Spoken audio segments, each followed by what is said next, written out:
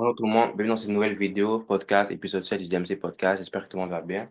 Donc aujourd'hui, les gars, je me présente, moi c'est Daniel. J'ai commencé cette chaîne il y a environ quelques mois. Et puis aujourd'hui, on va parler des faux prophètes. Donc avant qu'on commence, n'hésite surtout pas à t'abonner, activer la cloche de notification pour les prochaines vidéos. Et puis juste pour me supporter, vous voyez. Et vraiment aujourd'hui, les gars, c'est un sujet que je voulais parler depuis longtemps.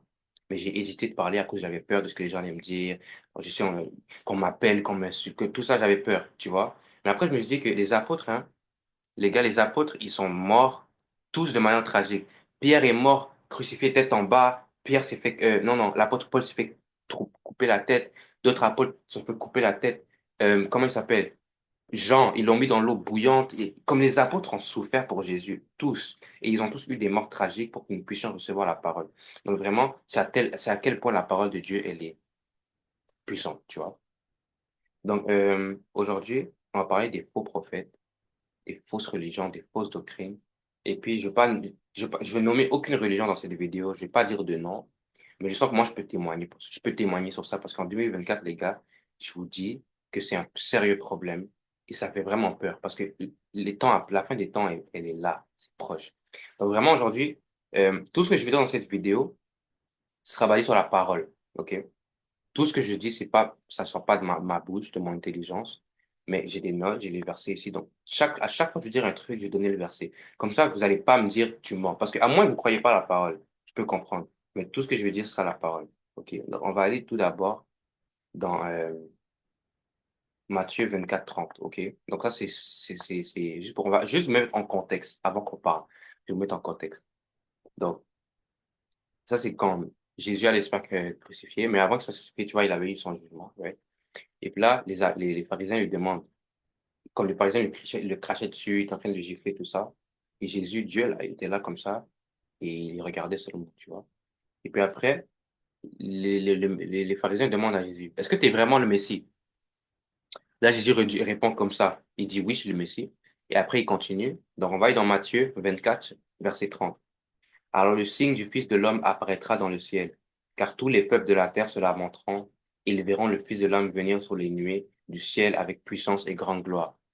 Donc c'est une manière pour Jésus, c'est une manière qu'il disait ça. Les pharisiens n'ont pas compris ça directement, mais quand il disait ça, c'est une manière pour dire que là, vous vous moquez de moi, d'accord. Mais quand je reviendrai, tous les peuples se lamenteront. Donc tous les gens là qui n'ont pas cru, tous les gens qui les athées, même vous les athées, même tous les gens qui vous l'avez insulté, vous vous êtes moqué de lui, vous avez utilisé son nom pour vos propres richesses, vous tous, vous serez à genoux en train de supplier le pardon ultime. Mais la tristesse, c'est que le pardon sera plus là, malheureusement. On a aussi Matthieu, non, Marc 13. Non, non, ça c'est juste la même chose mais dans l'évangile. Luc 21, 27, 28, ça dit, alors on verra le Fils de l'homme venant dans une nouvelle nuée avec puissance et une grande gloire. Quand ces choses commenceront à arriver, redressez-vous et levez la tête parce que votre rédemption approche. Jean 14 13, ça c'est Jésus qui parle, il dit, et si je m'en vais, je vous prépare une place. Et si je m'en vais vous préparer une place, je reviendrai et je vous prendrai avec moi, afin que là où je suis, vous y soyez aussi. Donc, quand Jésus va revenir, ce sera le jour de l'enlèvement. Donc, il viendra nous enlever son église et après, il va nous mettre une place. Et après, la terre ici entière va être, l'Apocalypse explique comment la terre va être détruite. Il y aura une nouvelle terre, il y aura la nouvelle Jérusalem et tout ça là-bas. Mais dans cette terre ici, Christ, quand il reviendra dans son seconde venue, ça sera le jour du jugement, la dernière heure. Ce sera là son second revenu, tu vois. Mais il dit qu'avant son second revenu, il y aura des gens qui vont se faire passer pour lui. Donc, on va aller dans 2 Corinthiens 11 13 à 15. Il dit, car de tels ouvriers sont des faux apôtres, des ouvriers trompeurs, se déguisant en apôtres de Christ. Et cela n'est pas étonnant puisque Satan lui-même se déguise en ange de lumière. Il n'est donc pas surprenant que ces ministres aussi se déguisent en ministres de la justice. Leurs fins seront leurs œuvres. That's wow, bro. Like, ce verset est puissant. Il y a Luc 21, verset 8. Donc Jésus leur répondit, prenez garde que vous ne soyez pas séduits, car plusieurs viendront sur mon nom en disant, c'est moi, le temps de la fin est proche. Il nous dit, ne les suivez pas. Donc ici c'est clair, ok? Christ dit qu'il lui il revient au second dernier, son second venue, c'est au jugement dernier. Mais avant qu'il revienne, ok? Il y aura des gens qui vont se faire passer pour lui en proclamant que la fin des temps approche, les gars, repentez-vous, repentez-vous. Et après, les gens seront séduits. Ceux qui ne connaissent pas la parole seront séduits, tu vois. Ils vont être séduits par la manière dont ils habillent, la manière dont ils prêchent, la manière dont ils font des miracles. Les gens seront séduits par ça. Ils vont céder, ils vont aller, tu vois, les gens vont suivre. Et la Bible dit que des millions de personnes vont suivre, genre, plein de gens vont suivre ça, tu vois. Mais il dit à vous, les chrétiens, qui connaissez la parole, ne soyez pas séduits, ok? Donc, déjà, c'est quoi un faux prophète? Genre, c'est quoi les caractéristiques d'un faux prophète? Donc, dans 2 Corinthiens 11 à 14, ça nous explique que les faux prophètes, déjà, ils se déguisent en anges de lumière. Donc, de un, ils ont cette apparence, tu vois, ils vous font croire, tu vois. Quand tu les vois là, tu penses que c'est Dieu. Genre, ils ont vraiment cette apparence parce qu'ils se déguisent en anges de lumière. Deuxième, il y a Matthieu 7 15 à 20. Ils enseignent des doctrines qui détournent les croyants de la vérité, tu vois. Donc, ils essaient des doctrines comme ça sonne bien à l'oreille, tu vois, genre, ils vont prêcher l'amour, les fruits de l'esprit, tu vois, tout ça, ça sera là, tu vois. Mais la doctrine derrière, ça va vous détourner de la parole, ça va vous détourner de Jésus, tu comprends? Et ça va vous faire croire que ça va vous détourner de Jésus. Les faux prophètes font ça. Et même dans les églises chrétiennes, genre, on voit ça. Bon, je vais pas dire les noms de certains pasteurs, mais on voit où ce que, genre, ils vont vous faire croire que oui, c'est Jésus, mais ils, ils, ils veulent montrer eux plus que Jésus. Tu vois ce que je veux dire? C'est comme, ils veulent eux recevoir la glorification en vous faisant croire que Jésus est là-dedans, mais Jésus n'est pas là-dedans, mon gars. Jésus n'est pas là-dedans. Parce que lui, il revient au second, il revient au jugement dernier, tu vois. Donc, troisième chose, c'est qu'ils cherchent à exploiter les gens pour des raisons personnelles. Donc, on a 2 Pierre 2 à 1, 2 Pierre 2, versets 1 à 3. Et ça explique comment ils utilisent les gens pour l'argent, leur famille, tu vois. Ils veulent des exploits personnels, tu vois. Et le danger des faux prophètes, c'est quoi? C'est que ça impacte trop de gens. Ou ce que les gens, la parole déclare, mon peuple périt par manque de connaissance. Mon peuple périt par manque de connaissance. Ça veut dire périr, c'est quoi? C'est mourir, disparaître. Et les gens, ce verset est triste. Genre, les gens meurent, les gens disparaissent. La seule moyen dont tu péris, c'est en enfer. Donc, c'est une manière pour dire que les gens vont en enfer à cause qu'ils avaient un manque de connaissance. C'est vraiment triste. C'est vraiment triste. Genre, les gens, comme ils n'ont pas la connaissance de la parole, et vous savez, souvent, les gens qui sont sous l'influence des faux prophètes, ils connaissent la parole, tu vois, genre, ils connaissent les bases et tout, et tout, et tout, mais ils connaissent pas deeply, genre, ils vont pas dans la profondeur, tu vois. Ils sont plus matrixés par ce qu'on leur dit, tu vois, ce que ces gens-là leur disent. Ils sont plus concentrés à ça qu'à la parole, tu vois. Et après, ça crée que, comme ils connaissent pas la parole, ils pensent que ce qu'on leur dit, c'est la parole, tu vois. Mais quand tu vas voir par la parole de toi-même, tu vois que, oh, contradiction numéro 1, contradiction numéro 2, contradiction numéro 3, contradiction numéro 4. Après, tu réalises que, attends, la parole dit autre chose, vous dites autre chose. Et après, tu comprends que, ah, ça veut dire que je me suis fait toute ma vie. Et c'est exactement ce qui s'est passé avec moi. Mais en tout cas, les gars, c'est pas pour ça que j'ai fait cette vidéo, c'est pas un témoignage là, mais c'est vraiment un impact. Comme, c'est triste, genre, les gens, ils sont influencés, les gens, ils sont séduits, les gens, ils sont, waouh. Et il y en a plein, hein, en 2024, je vous dis, hein. Il y en a plein, il y a des faux Christ en 2024. Genre, les gens, carrément, ils se font adorer, genre, je vous promets, ils se font adorer. Les gens leur prient aussi, genre, that's crazy. Et genre, ils font des miracles en leur nom aussi. Et les miracles, genre, tout le monde peut faire des miracles, hein. C'est pas parce que tu fais un miracle, ça veut dire que c'est waouh. Genre, tout le monde peut faire des miracles.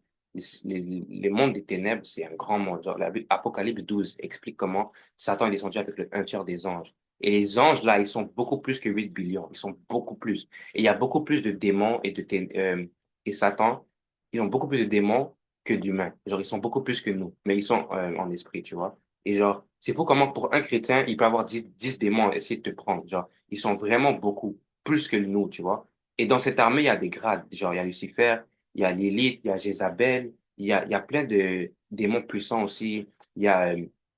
Et même dans le monde des anges, genre, ils sont plus forts. Il y a des êtres beaucoup plus forts que Satan aussi. Il y a l'ange Michael qui l'a même tapé une fois. Il y a, comment dire, il y a les 4 archanges autour de Dieu. Donc, c'est vraiment le monde des anges, c'est un autre monde qui existait avant nous, mais ils sont beaucoup plus que nous, tu vois. Nous, on est juste 8 billions sur Terre. C'est un très peu nombre. Mais bon, c'est pas un très peu nombre, mais comparé à eux, c'est un très peu nombre. Et ils sont là. Donc, ils sont là. Tu vois, ils sont ici avec nous. Et genre, leur esprit propage, tu vois. Il y aura même l'antichrist qui va venir après. Il y aura la bête, le dragon. Apocalypse explique tout, genre, ça explique tout dans Apocalypse. Allez lire, je conseillerais.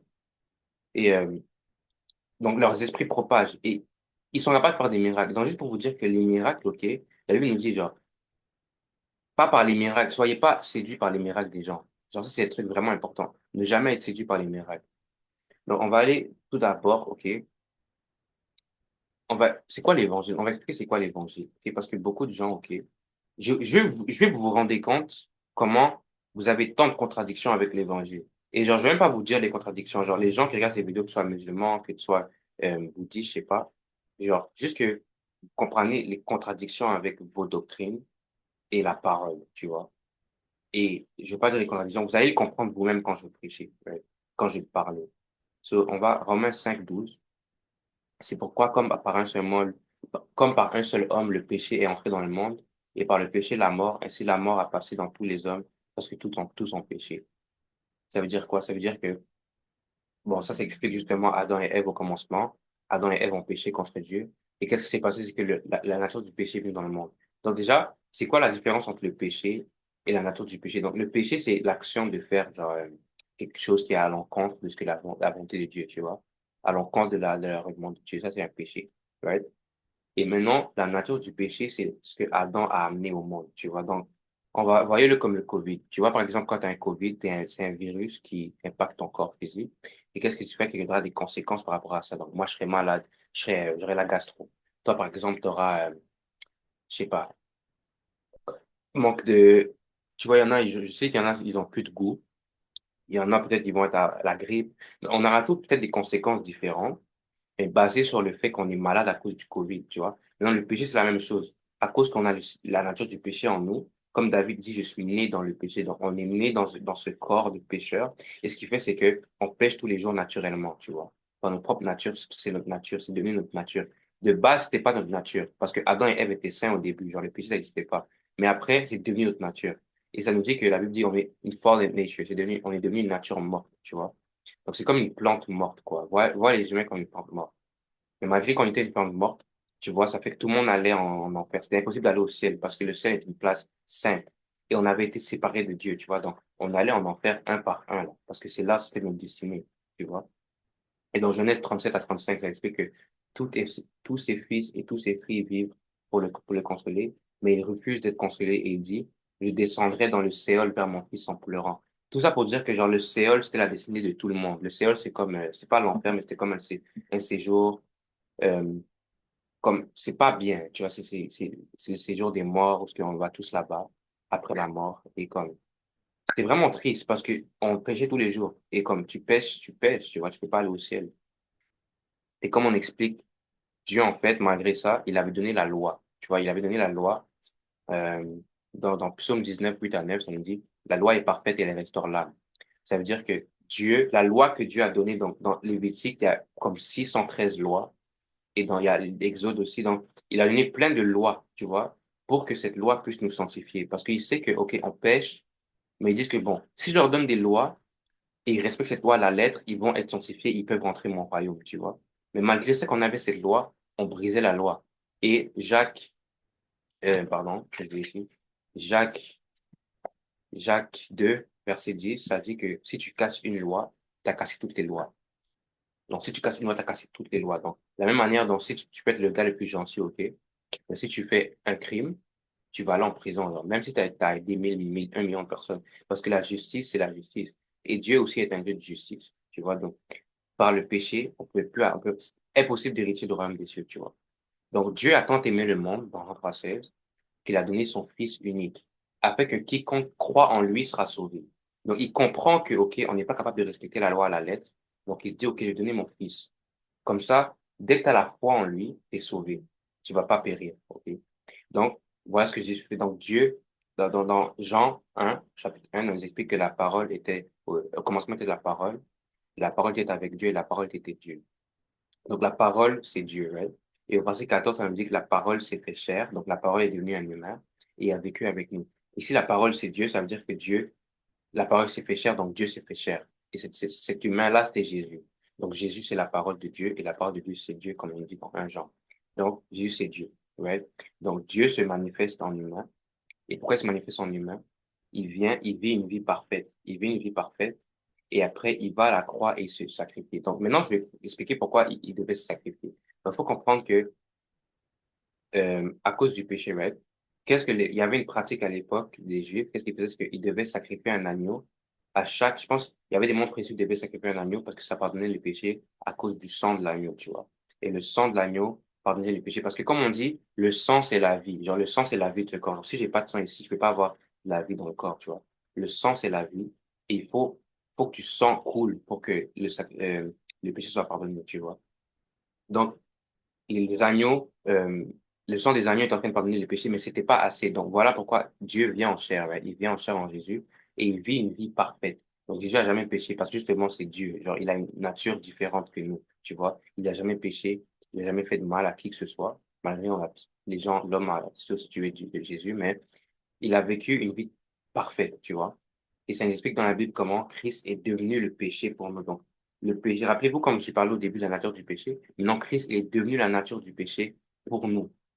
Et il s'est crucifié ça pour nous. Donc, Christ a crucifié le péché à la croix, afin que quand on croit en lui, nos péchés sont pardonnés. Donc, ça nous explique dans Hébreux 10, 29, qu'on est sanctifié par le sang de Christ. C'est quoi la sanctification? C'est le fait que, tu vois, tu es sanctifié, donc tes péchés passé, futur, présent sont pardonnés par le sang de Jésus. Donc, ça veut dire que quand tu vas arriver au juge, au tribunal, et on met ton profil là, il n'y a aucun péché en ton nom. Il n'y a aucune raison pour toi d'aller en enfer. Tes péchés sont pardonnés. C'est le cadeau que Jésus donne, tu vois. Et il donne ce cadeau juste quand tu crois en lui et tu le suis, tu vois. Et il faut comprendre une chose, c'est qu'avant de faire ça, il faut aussi se repentir. Ouais. C'est pas juste que, OK, Jésus, c'est Dieu, bah, je vais continuer à fumer, continuer à faire mes choses, puis je suis sauvé. Non, non. Ça, c'est abuser de la grâce de Dieu. Mais il dit qu'il faut se repentir, reconnaître qu'on a besoin de sauveur, reconnaître que par mes propres forces, c'est impossible pour moi d'hériter du royaume des cieux.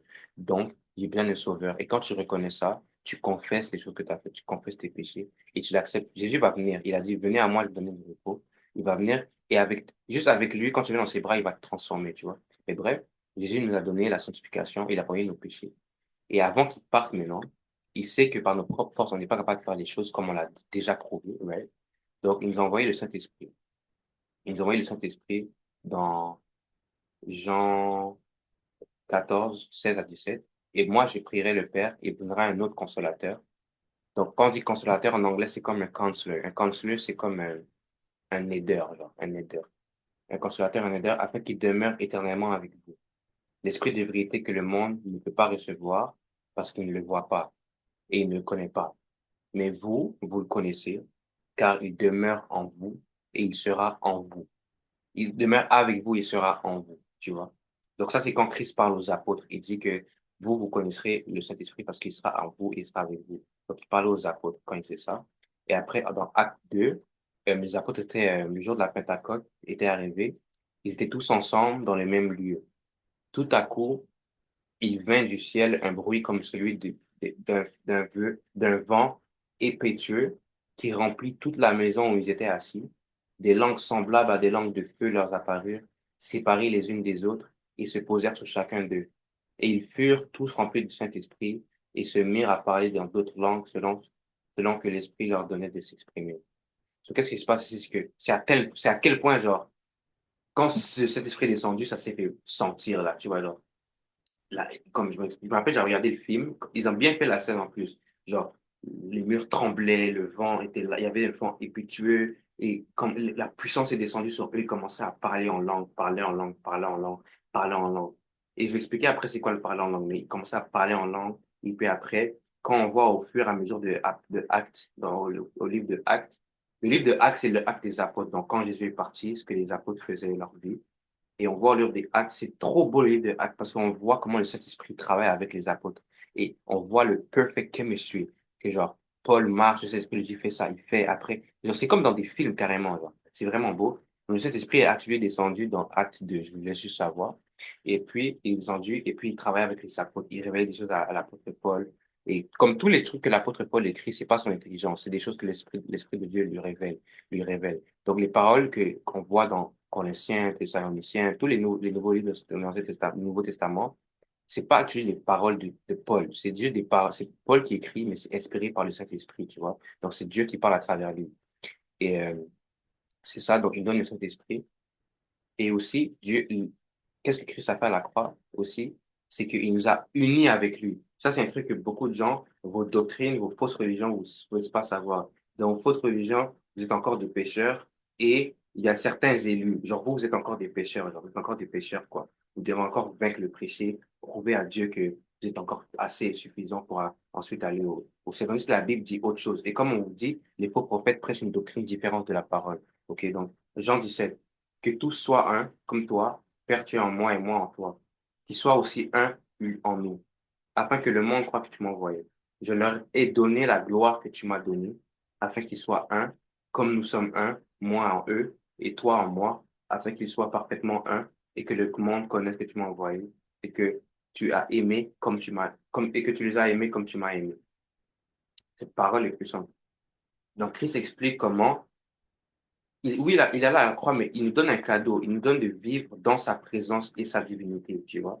Et la preuve de ça, c'est qu'il donne la puissance du Saint-Esprit, genre dans Acte 1,88, mais vous recevrez une puissance, celle du Saint-Esprit, qui viendra sur vous, et vous serez mes témoins à Jérusalem.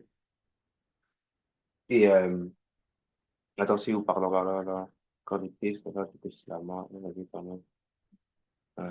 Ouais. Et la puissance de cet esprit, qu'est-ce que ça fait? C'est que comme Christ peut faire des miracles aussi, et comme on partage sa divinité, il nous dit dans 1 Jean 14, 22, 1 Jean 14 à 22, il nous dit, en vérité, je vous le dis, celui qui croit en moi, il fera aussi les œuvres que j'ai faites et il en fera des plus grandes parce que je m'en vais au Père. Donc, il dit quoi que tous ceux qui croient en lui, genre, tous ceux qui croient en lui, on peut faire des choses.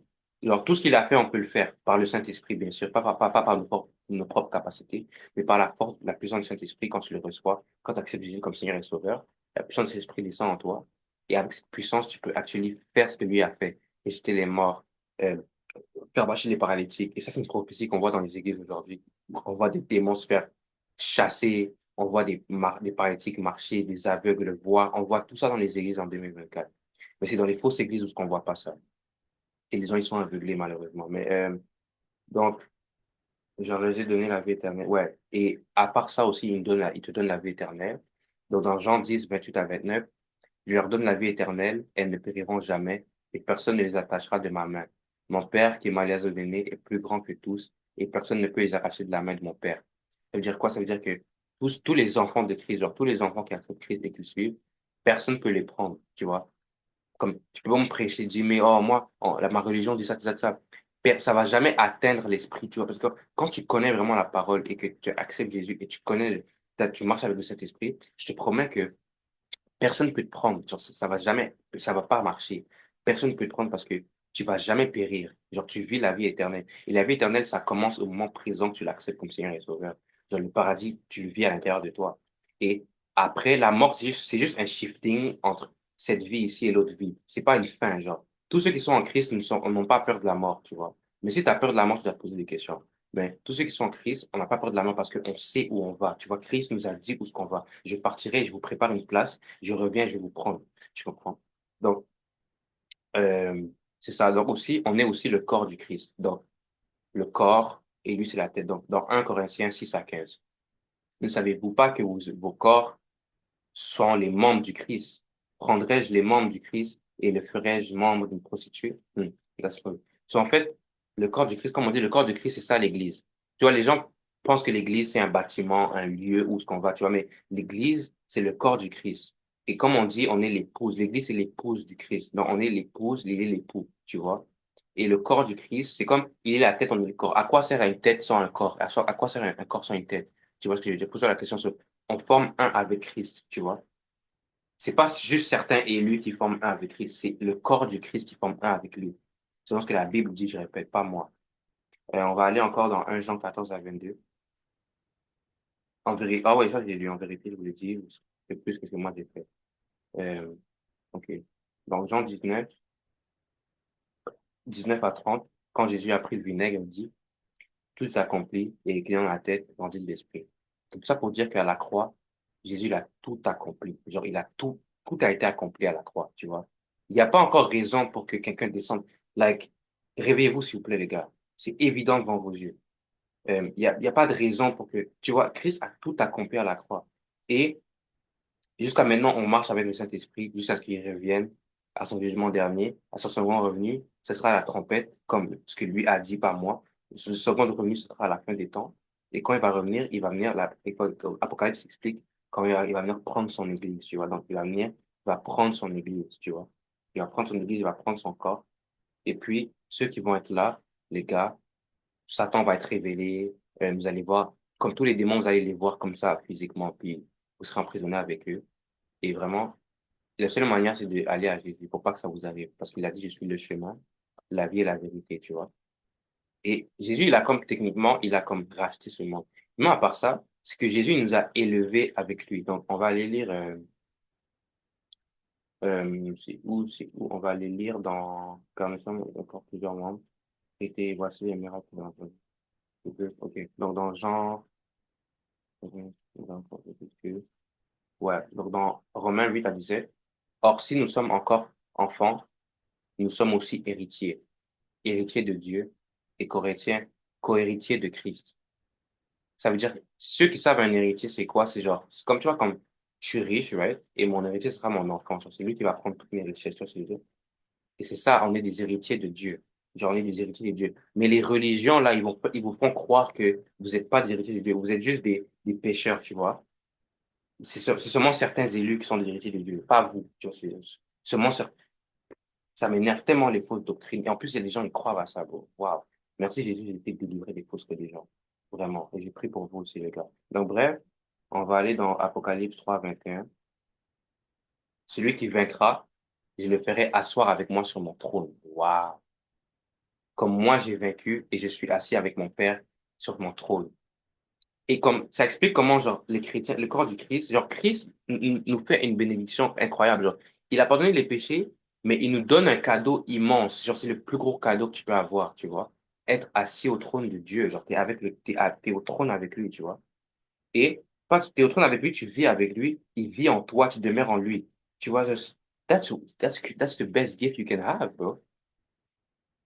Et 1 Corinthiens 6 3 explique comment même nous, on juge les anges. Ne savez pas que nous jugerons les anges, à combien plus forte raison les choses de cette vie. Genre, ça prouve que l'homme a été élevé avec Dieu, tu vois. Dieu nous a élevés avec lui. Il nous a donné cette autorité, tu vois. Il y a des choses qui sont pas encore révélées. Plus tard, on va voir ce qui va se passer, pourquoi Dieu fait tout ça. Il y a peut-être une raison. Mais c'est un cadeau immense qu'il nous donne, tu vois. Et on va juger les anges, tu vois. Mais c'est vraiment faux comment les religions font croire aux gens encore. Je le redis, je le redis. Les religions font croire que tout ça, c'est pas comme vous êtes encore des pécheurs, les gars. Comme vous devez encore vous prouver face à Dieu, genre. C'est comme si ça rejette ce que Jésus a fait. Et même si on vous fait croire que Jésus est là-dedans, mais Jésus est pas là-dedans. Jésus est vraiment pas là-dedans. Parce que là, ce que la parole dit, et ce que les gens religieux disent, surtout je vois ça dans l'islam aussi, il y a de la condamnation. Je vois aussi dans d'autres religions où il y a un peu de condamnation, genre, comme tu peux encore aller en enfer, tu vois ce que je veux dire? Genre, tandis que Christ a sauvé l'humanité complète, genre, quand tu l'acceptes comme Seigneur et Sauveur, et quand tu le suis. Comme il a dit, Jésus, il a dit, pour tous ceux qui veulent mes vrais disciples, vous devez renoncer à vous-même, prendre votre croix et me suivre. Quand on dit renoncer à vous-même, c'est renonce à tes croyances, renonce à tes cultures, renonce à tout ça. Parce qu'en fait, ta vraie identité, c'est pas ta culture. Genre, ta vraie identité, c'est le royaume des cieux. Genre, tu viens du royaume des cieux, tu vois. Les choses de ce monde restent dans ce monde, tu vois. Donc, tout ce qui est culture, religion, mais c'est d'où je viens, c'est pas vrai. Genre, c'est pas ton identité. Ton vraie identité se trouve en Jésus-Christ, comme la parole le déclare. La vraie identité se trouve en Christ, tu vois. Et c'est en Christ dont tu trouves ta vraie identité et tu comprends les choses et tu comprends qui tu es, tu vois. Et quand tu comprends qui tu es, tu comprends que, genre, toutes les choses de ce monde vont rester ici, tu vois. Et il a dit renoncer à vous-même, renonce à tes croyances, renonce à tous les fausses doctrines que tu as été attaché, renonce. Et la parole déclare aussi que tous ceux qui sont en Christ sont une nouvelle création. L'ancien est mort. Donc, ton ancien toi, il est mort. Tu es une nouvelle création en Christ. Et quand tu es une nouvelle création en Christ, tu es élevé avec lui. Tu formes un avec lui. Tu n'es plus pécheur. La parole nous explique maintenant, dans le fait, ils disent, save by grace, ouais, Romains 7 6 qu'on a été, pardon, on a été released from the law. Je l'ai en anglais, c'est pour ça, mais on a écrit délivré de la loi Et on est entré sur la grâce. Même dans Romains 3, 28 nous explique que nous concluons donc que l'homme est justifié par la foi. Ça veut dire que par ta foi, tu es justifié. Comme t'es déjà juste, tu vois. Arrête de te mettre dans la tête que tu es encore un pécheur, tu dois encore te prouver à Dieu. Ça, c'est les fausses doctrines que les fausses religions prêchent, les faux prophètes prêchent, tu vois. Mais la vraie doctrine que je viens de te dire là, c'est écrit devant toi, Romains 3, 28 est que nous concluons donc que l'homme est justifié par la foi. Par la foi en Christ, on a été justifié. Donc, quand tu es devant le trône, il n'y a pas de péché en ton nom, hein, tu comprends? Mais bien sûr, il faut se repentir, les gars. Ne pensez pas que ça veut dire que je peux aller pécher et je crois, ça veut dire que je suis justifié. Non. Parce que Dieu aussi voit ce que tu fais et abuser de la grâce de Dieu, c'est un grand péché, les gars. Très grand péché. Mais il faut comprendre que, check, avant que Christ est parti, il a laissé deux grandes lois.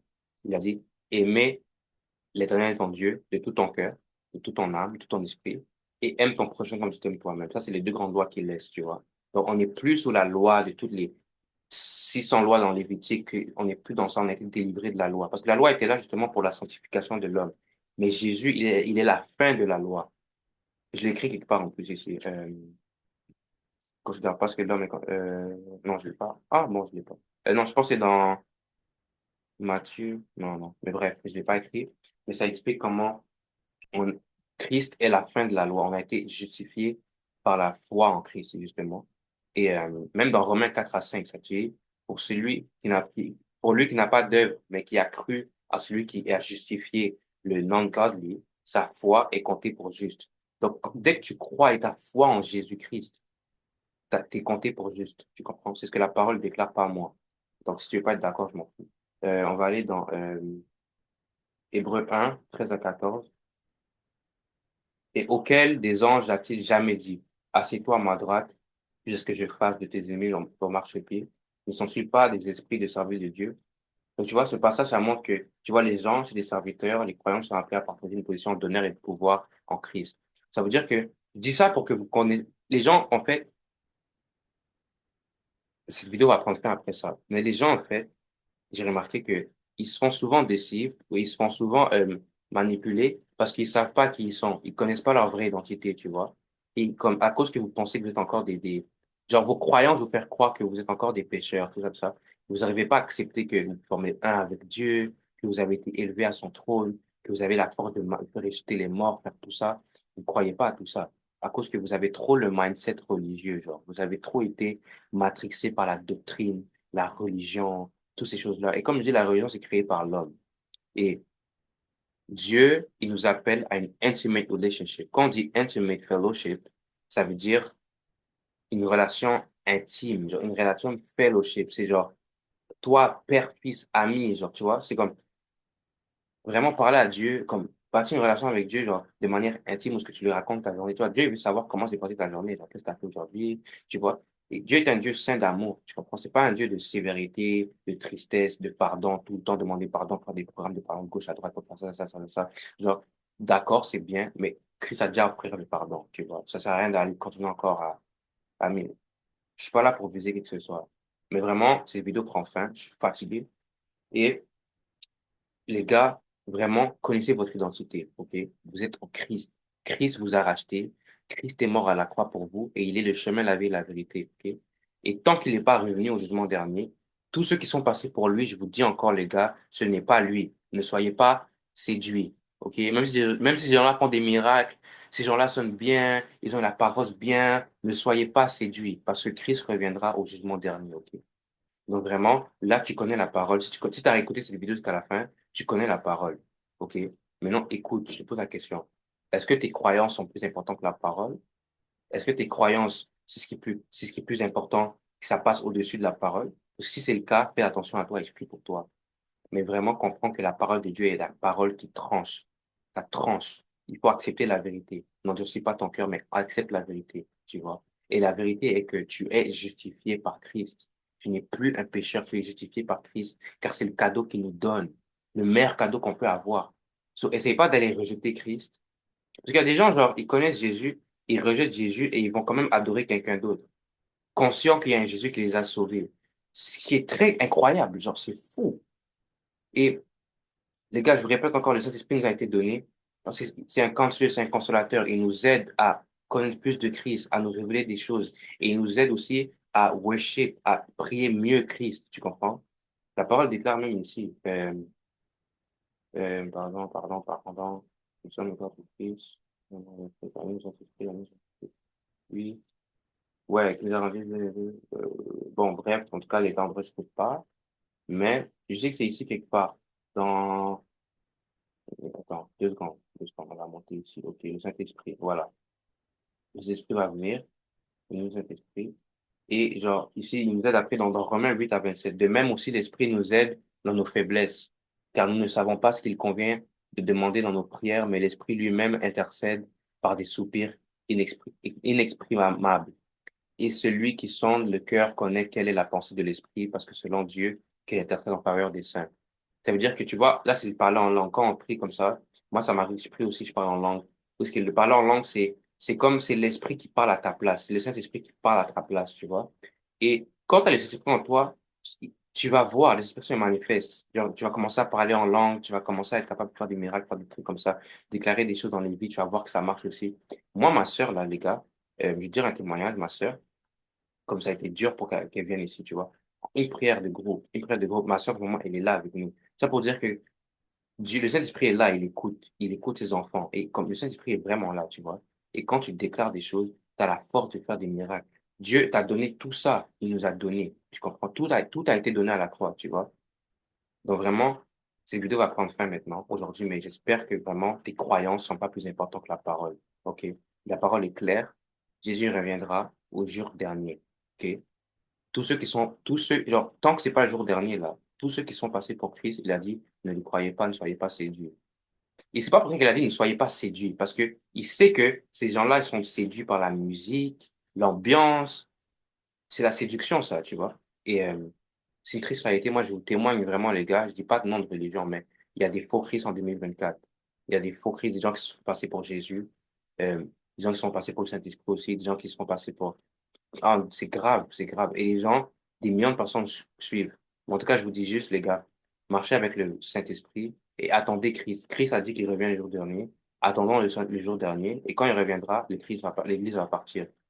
En tout cas, sur ce, la vidéo va prendre la fin.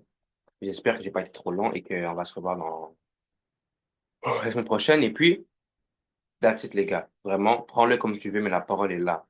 T'es pas d'accord avec la parole, vraiment, je m'en fous. Moi, je te le dis, vraiment, si t'es pas d'accord avec la parole, je m'en fous. Il faut comprendre que, check, je prie pour tous ceux qui, qui sont dans les fausses religions, les fausses doctrines. Vraiment, je prie, Seigneur, que ton esprit puisse toucher leur cœur par cette vidéo, et qu'ils puissent comprendre que leur doctrine contredit ta parole et que ta parole est ta parole, Seigneur. Je prie que tu puisses toucher leur cœur par cette vidéo, qu'ils puissent donner leur vie et venir donner leur vie à Jésus et qu'ils puissent te suivre et attendre ton grand temps retour. Et Esprit, je prie au nom de Jésus. Amen. Vraiment. Ça, je vais dire cette vidéo. Et puis, sur ce, les gars, on va se voir à bientôt. Ciao.